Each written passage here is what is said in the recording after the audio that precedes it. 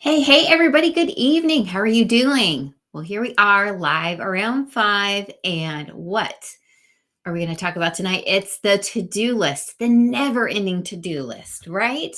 And so I'm actually pulling on my energy oil tonight. This is my Young Living energy oil. I have to be a little bit careful using it this late at night because here's what I did today. Today for me is Wednesday. And I'm still working on my Monday list and I'm rewriting items I didn't get done and putting them on today's list. Have you ever done that? Ugh, it's such a waste of time, right? And this is why it happened to me. I made a list of things to do that was absolutely unrealistic. Literally, it was like a sheet long. And I made a couple of mistakes. The first mistake is I bit off more than I can chew. In the caption, I said I tried to eat the whole enchilada, and I love enchiladas, but the whole enchilada was too much on Monday. So I did not get my list done.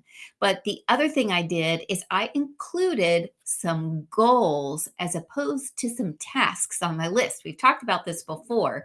If you're in my Resilient and Successful community, in the guide section, I've got things organized with trainings. And that's one of the most important lessons is that when you put goals, write book on your to do list instead of tasks, write introduction to first chapter, you create a list that's just not feasible. You can't do it, right? So I can't write a book on Monday, but I could write the first chapter of my new book.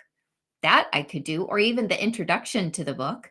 So that's the first tip. The next tip is to know that we of course can do all things, but not all at once and not efficiently if we're not being smart about our goals. So, what is a SMART goal? You may have heard of this before, but I want you to take it to heart today.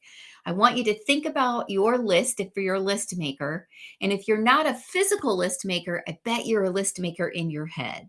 And every time you don't do a task, you either rewrite it, such a waste of time and resources, or your brain is constantly touching it. In fact, if you have a little bit of OCD, this will drive you mad.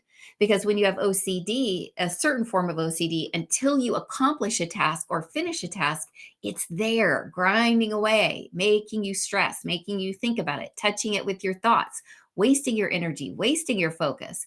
And so I suggest that you create a strategy, a checklist, and make it a SMART task that you're putting on your list. SMART means, first of all, it is specific. I will write the first introduction. I will write the introduction. I will write 7,000 words. I will call Bob on Monday, right? Very specific. It's not like I will eat better. That's not helpful. We all say that every night when we go to bed, don't we? Oh my gosh, I was terrible. I'm not going to do this tomorrow. And then we do it. I'm not talking about just you. I'm talking about me too. We all do this. The next thing you want is for your goal to be measurable. How do you know you did it? Well, you either wrote 5,000 words or you didn't. You either called Bob or you didn't. But did you eat better? I don't know. You see how they feed on each other, how they build a good goal. This could be for anything. It doesn't have to be for work. It can be for your physical fitness. It can be for your mental health. It can be for your relationship. Any goal you have, you can break it down into tasks. Maybe you have a bucket list trip you've been wanting to take. Break that down into tasks. Make them SMART, measurable, achievable, right? Write book. That's not achievable in one day. Actually, maybe it is. I know some pretty amazing people, and we all love Jasper, which is that cool writing app that I have. If you want to know more about that, let me know. I love it. But we all need to make goals that are achievable. And that may mean breaking them down into tasks. And it may mean breaking those tasks into even smaller tasks and then scheduling them strategically. My error was scheduling too many things in one day. So I wasn't able to get them done. And now I'm continuing to get things on my to do list, but I'm not removing old items because I have unrealistic scheduling and unrealistic expectations of my ability to complete things. And the more I think about that and talk about that and stress about that, the more I take away from the energy of getting it done. It's like a mind game. So it's specific, it's measurable, it's achievable, it's also realistic. So realistic means like achievable would mean like, I want to be an astronaut. I don't think I'm making it right now. Right now, if you're a little girl and you're listening to me, or a little boy and you're listening to me, you absolutely can be an astronaut. Depending on where you are in your life and the choices you've made, you absolutely can do anything you put your mind to. But a realistic goal for me isn't what I did on Monday, right? So when I make a realistic goal and then I achieve it, I build momentum. And by checking things off the list, I'm getting an endorphin hit. I'm feeling like, oh my gosh, I can't believe this is happening. You know how some days it just feels so amazing. You're getting so much done. That's partially because of strategy. It doesn't just happen by accident or inadvertently. You planned that day particularly well. So, how can you do that day to day to achieve through both routine and added tasks a life that's really resilient, a life that helps you be healthy, a life that's completely joyful, a life that you look forward to instead of a life where you go, I'm a mess. I'm not getting anything done. This is awful. I'm so irritated. And the last thing is you need your goals to be timed. And by timed, I mean they need to have a time limit. So, one of the things I do is I write in my gratitude journal every day 10 things as if they are true.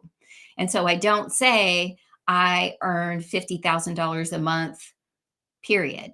That's too general. That's not specific. And so I might say, I earn X dollars from this business by this date, right?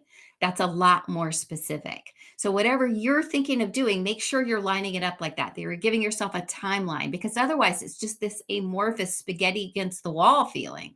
And when you put a timeline on it, you're like, wait, what steps am I taking to get there? I said I would do this by the end of 2022. I better start working on it, right?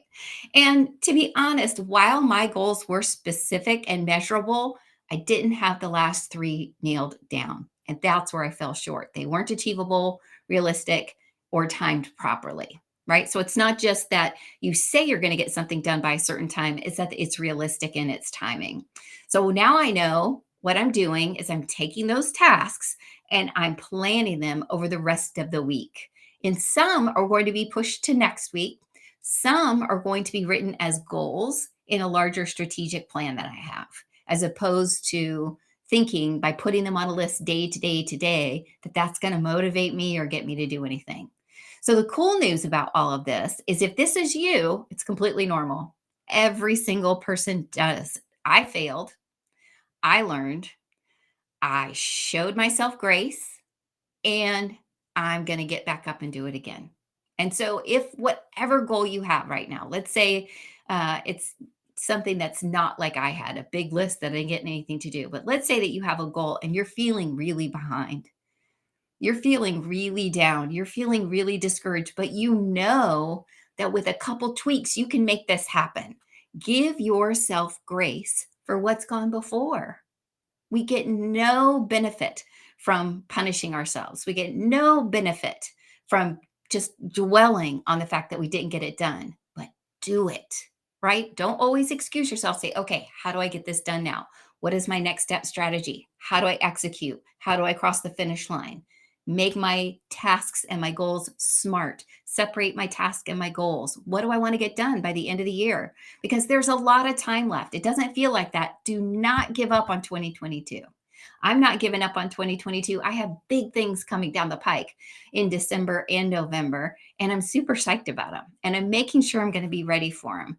So, what I did is okay. In fact, it's normal. So, let's get together, admit when we stumble a little bit. And I've also left some tips for you.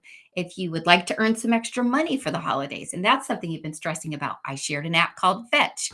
You can just scan your receipts into, and you get points, and those points get you gift cards. I've already got a $10 gift card for a stocking stuffer. It's a Starbucks gift card, and it only took me like a week to get it. So it's pretty cool.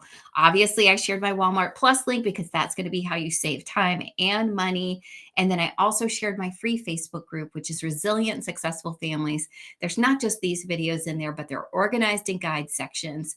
And it's just an incredible group of people that admit when they do things like this and then give great advice on how to stop it and do better moving forward.